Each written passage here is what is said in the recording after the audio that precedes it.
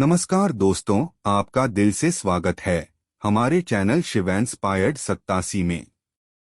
दोस्तों, हम आपके लिए एक बहुत ही प्रेरणादायक कहानियां नियति का खेल लेकर आए हैं। दोस्तों, नियति में जो लिखा होता है वह होना ही होता है।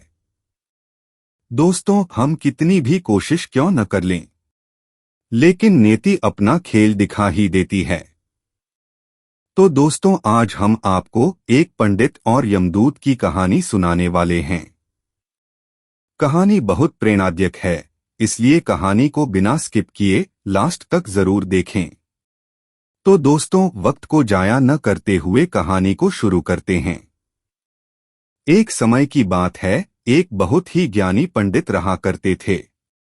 वह अपने एक बचपन के घनिष्ठ मित्र से मिलने के लिए किसी दूसरे गांव जा रहे थे, जो कि बचपन से ही गूंगा व एक पैर से अपाहिज था। उसका गांव काफी दूर था और रास्ते में कई और छोटे छोटे गांव भी पड़ते थे। पंडित जी अपनी धुन में ही चले जा रहे थे कि रास्ते में उन्हें एक आदमी मिल गया, जो दिखने में बड़ा ही हष्टपुष्ट था।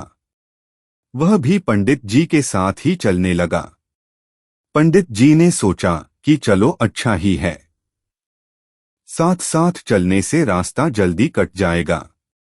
पंडित जी ने उस आदमी से उसका नाम पूछा तो उस आदमी ने अपना नाम महाकाल बताया। पंडित को ये नाम बड़ा अजीब लगा, लेकिन उसने नाम के विषय में और कुछ पूछना उचित नहीं समझा। दोनों धीरे धीरे चलते रहे, तभी रास्ते में एक गांव आया। महाकाल ने पंडित से कहा, तुम आगे चलो, मुझे इस गांव में एक संदेशा देना है, मैं तुमसे आगे मिलता हूं। पंडित जी ने कहा, ठीक है। यह कहकर पंडित जी अपनी धुन में चलते रहे। तभी एक भैंसे ने एक आदमी को मार दिया, और जैसे ही भैंसे ने आदमी को मारा, लगभग तुरंत ही महाकाल वापस पंडित के पास पहुंच गया। चलते चलते दोनों एक दूसरे गांव के बाहर पहुंचे, जहां एक छोटा सा मंदिर था। ठहरने की व्यवस्था ठीक लग रही थी, और क्योंकि पंडित जी के मित्र का गांव अभी काफी दूर था, साथ ही रात्रि होने वाली थी, तो पंडित जी ने कहा, रात्रि होने वाली है, पूरा दिन चले हैं, थकावट भी बहुत हो चुकी है, इसलिए आज की रात हम इसी मंदिर में रुक जाते हैं। भूख भी लगी है, सो भोजन भी कर लेते हैं और थोड़ा विश्राम करके सुबह फिर से प्रस्थान करेंगे। महाकाल ने जवाब दिया, ठीक है, लेकिन मुझे इस गांव में किसी को कुछ सामान देना है, सो मैं देकर आता हूं, तब तक तुम भोजन कर लो, मैं बाद में खा लूंगा।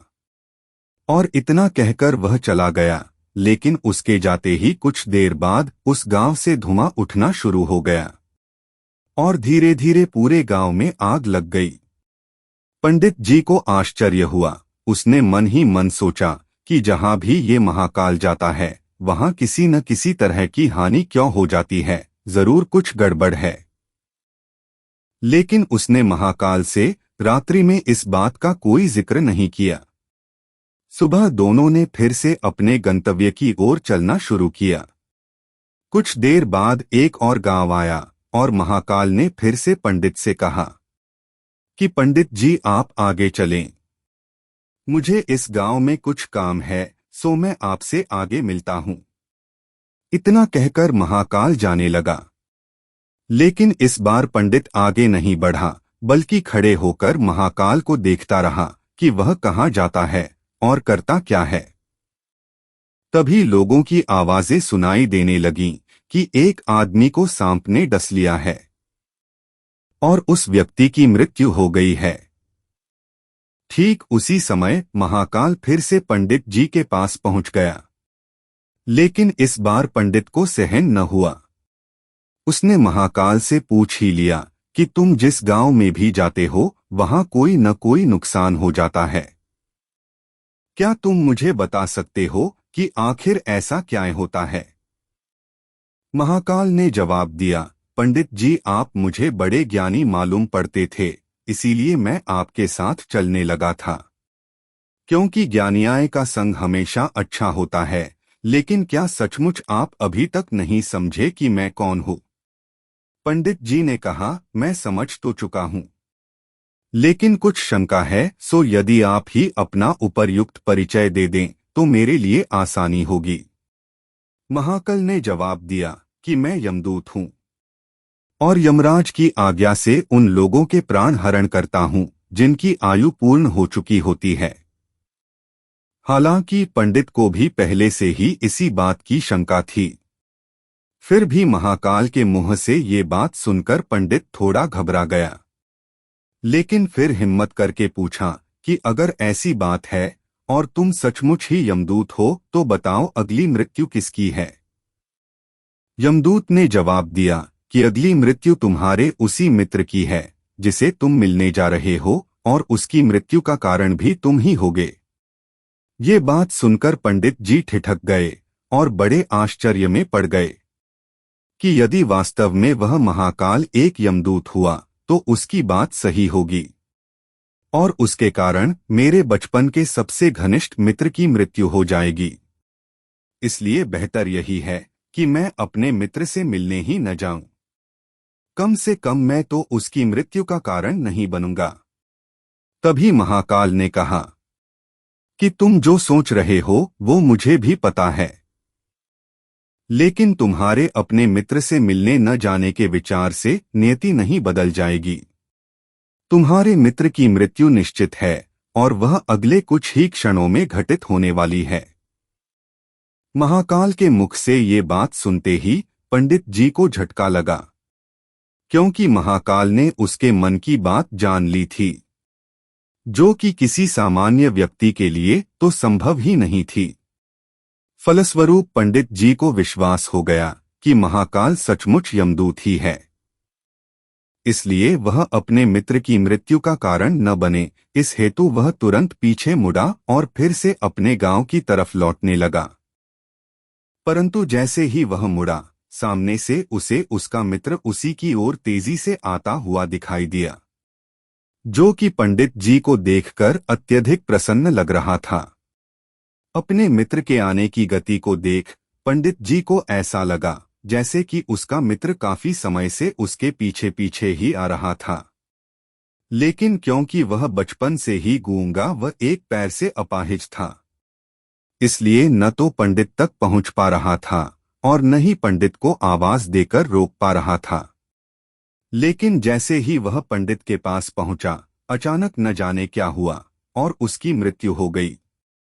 पंडित जी हक्का बक्का सा आश्चर्य भरी नजरों से महाकाल की ओर देखने लगा, जैसे कि पूछ रहा हो कि आखिर हुआ क्या उसके मित्र को। महाकाल पंडित जी के मन की बात समझ गया और बोला, तुम्हारा मित्र पिछले गांव से ही तुम्हारे पीछे पीछे आ रहा था, लेकिन तुम समझ ही सकते हो कि वह अपाहिज व गूंगा होने की वजह से ही तुम तक नहीं पहुंच सका। उसने अपनी सारी ताकत लगाकर तुम तक पहुंचने की कोशिश की, लेकिन बुढ़ापे में बचपन जैसी शक्ति नहीं होती शरीर में। इसलिए हृदयाघात की वजह से तुम्हारे मित्र की मृत्यु हो गई और उसकी वजह हो तुम, क्योंकि वह तुमसे मिलने हेतु तुम तक पहुंचने के लिए ही अपनी सीमाओं को लांघते हुए तुम्हारे पीछे भाग रहा था। अब पंडित को पूरी तरह से विश्वास हो गया कि महाकाल सचमुच ही यमदूत है और जीवों के प्राण हरण करना ही उसका काम है। चूंकि पंडित जी एक ज्ञानी व्यक्ति था और जानता था कि मृत्यु पर किसी का कोई बस नहीं चल सकता, वह सभी को एक न एक दिन मरना ही है, इसलिए उसने जल्दी ही अपने आप को संभाल लिया। लेकिन सहसा ही उसके मन में अपनी स्वयं की मृत्यु के बारे में जानने की उत्सुकता हुई। इसलिए उसने महाकाल से पूछा, अगर मृत्यु मेरे मित्र की होनी थी तो तुम शुरू से ही मेरे साथ क्यों चल रहे थे? महाकाल ने जवाब दिया, मैं तो सभी के साथ चलता हूँ और हर क्षण चलता रहता हूँ। केवल लोग मुझे पहचान नहीं पाते, क्योंकि लोगों के पास अपनी समस्याओं के अलावा किसी और व्यक्ति, वस्तु या घटना के संदर्भ में सोचने या उसे देखने समझने का समय ही नहीं है। पंडित जी ने आगे पूछा, तो क्या तुम बता सकते हो कि मेरी मृत्यु कब और कैसे होगी? महाकाल ने कहा, हालांकि किसी भी सामान्य जीव के लिए ये जानना उपयुक्त नहीं है, क्योंकि कोई भी जीव अपनी मृत्यु के संदर्भ में जानकर व्यथित ही होता है। लेकिन तुम ज्ञानी व्यक्ति हो और अपने मित्र की मृत्यु को जितनी आसानी से तुमने स्वीकार कर लिया है, उसे देखकर मुझे ये लगता है कि तुम अपनी मृत्यु के बारे में जानकर भी व्यथित नहीं होगे। इसलिए तुम्हारी मृत्यु आज से ठीक 6 माह बाद, आज ही के दिन, लेकिन किसी दूसरे राजा के राज्य में फांसी लगने से होगी। और आश्चर्य की बात यह है कि तुम स्वयं खुशी से फांसी को स्वीकार करोगे। इतना कहकर महाकाल जाने लगा, क्योंकि अब उसके पास पंडित जी के साथ चलते रहने का कोई कारण नहीं था। पंडित जी ने अपने मित्र का यथास्थिति जो भी कर्मकांड संभव था वह किया और फिर से अपने गांव लौट आया। लेकिन कोई व्यक्ति चाहे जितना भी ज्ञानी क्यों न हो, अपनी मृत्यु के संदर्भ में जानने के बाद कुछ तो व्यथित होता ही है और उस मृत्यु से बचने के लिए कुछ न कुछ तो करता ही है। इसलिए पंडित जी ने भी किया। चूंकि पंडित विद्वान था, इसलिए उसकी ख्याति उसके राज्य के राजा तक थी। उसने सोचा कि राजा के पास तो कई ज्ञानी मंत्री होते हैं और वे उसकी इस मृत्यु से संबंधित समस्या का भी कोई न कोई समाधान तो निकाल ही देंगे। इसलिए वह पंडित राजा के दरबार में पहुंचा और राजा को सारी बात बताई। राजा ने पंडित की समस्या को अपने मंत्रियों के साथ बांटा और उनसे सलाह मांगी। अंत में सभी की सलाह से ये तय हुआ कि यदि पंडित की बात सही है तो जरूर उसकी मृत्यु 6 महीने बाद होगी। लेकिन मृत्यु तब होगी जबकि वह किसी दूसरे राज्य में जाएगा। यदि वह किसी दूसरे राज्य में जाए ही न तो मृत्यु नहीं होगी। ये सलाह राजा को भी उपयुक्त लगी, सो उसने पंडित के लिए महल में ही रहने हेतु उपयुक्त व्यवस्था करवा दी। अब राजा की आज्ञा के बिना कोई भी व्यक्ति उस पंडित से नहीं मिल सकता था, लेकिन स्वयं पंडित कहीं भी आ जा सकता था ताकि उसे ये न लगे कि वह राजा की कैद में है। हालांकि वह स्वयं ही डर के मारे कहीं आता जाता नहीं था। धीरे धीरे पंडित की मृत्यु का समय नजदीक आने लगा और आखिरकार वह दिन भी आ गया जब पंडित की मृत्यु होनी थी। तो जिस दिन पंडित की मृत्यु होनी थी उससे पिछली रात पंडित डर के मारे जल्दी ही सो गया ताकि जल्दी से जल्दी वह रात और अगला दिन बीत जाए और उसकी मृत्यु टल जाए। लेकिन स्वयं पंडित को नींद में चलने की बीमारी थी और इस बीमारी के बारे में वह स्वयं भी नहीं जानता था। इसलिए राजा या किसी और से इस बीमारी का जिक्र करने अथवा किसी चिकित्सक से इस बीमारी का इलाज करवाने का तो प्रश्न ही नहीं था। चूंकि पंडित अपनी मृत्यु को लेकर बहुत चिंतित था और नींद में चलने की बीमारी का दौरा अक्सर तभी पड़ता है जब ठीक से नींद नहीं आ रही होती है। सो उसी रात पंडित रात को नींद में चलने का दौरा पड़ा। वह उठा और राजा के महल से निकलकर अस्तबल में आ गया। चूंकि वह राजा का खास मेहमान था, इसलिए किसी भी पहरेदार ने उसे न ताए रोका न किसी तरह की पूछताछ की।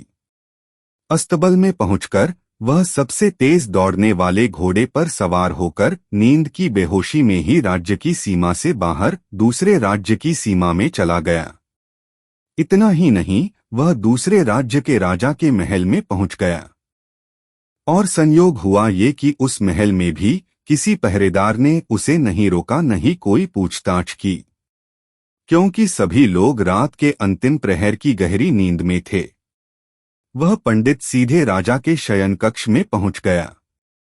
रानी के एक ओर उस राज्य का राजा सो रहा था तो दूसरी ओर स्वयं पंडित जाकर लेट गया। सुबह हुई तो राजा ने पंडित को रानी के बगल में सोया हुआ देखा। राजा बहुत क्रोधित हुआ। पंडित काहे गिरफ्तार कर लिया गया। पंडित को तो खुद ही समझ में ही नहीं आ रहा था कि वह आखिर दूसरे राज्य में और सीधे राजा के ही शयन कक्ष में कैसे पहुंच गया। लेकिन वहां उसकी सुनने वाला कौन था। राजा ने पंडित को राज दरबार में हाजिर करने का हुक्म दिया। कुछ समय बाद राजा का दरबार लगा, जहां राजा ने पंडित को देखा और देखते ही इतना क्रोधित हुआ कि पंडित को फांसी पर चढ़ा दिए जाने का फरमान सुना दिया।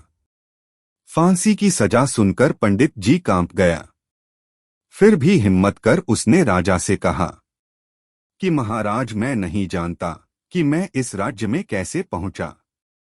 मैं ये भी नहीं जानता कि मैं आपके शयन कक्ष में कैसे आ गया, और आपके राज्य के किसी भी पहरेदार ने मुझे रोका क्यों नहीं।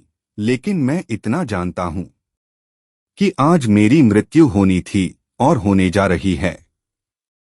राजा को पंडित की बात थोड़ी उपयुक्त लगी, लेकिन राजा ने सोचा कि शायद वह पंडित मृत्यु से बचने के लिए ही महाकाल और अपनी मृत्यु की भविष्यवाणी का बहाना बना रहा हो। इसलिए उसने पंडित से कहा कि यदि तुम्हारी बात सत्य है और आज तुम्हारी मृत्यु का दिन है, जैसा कि महाकाल ने तुमसे कहा है, तो तुम्हारी मृत्यु का कारण मैं नहीं बनूंगा।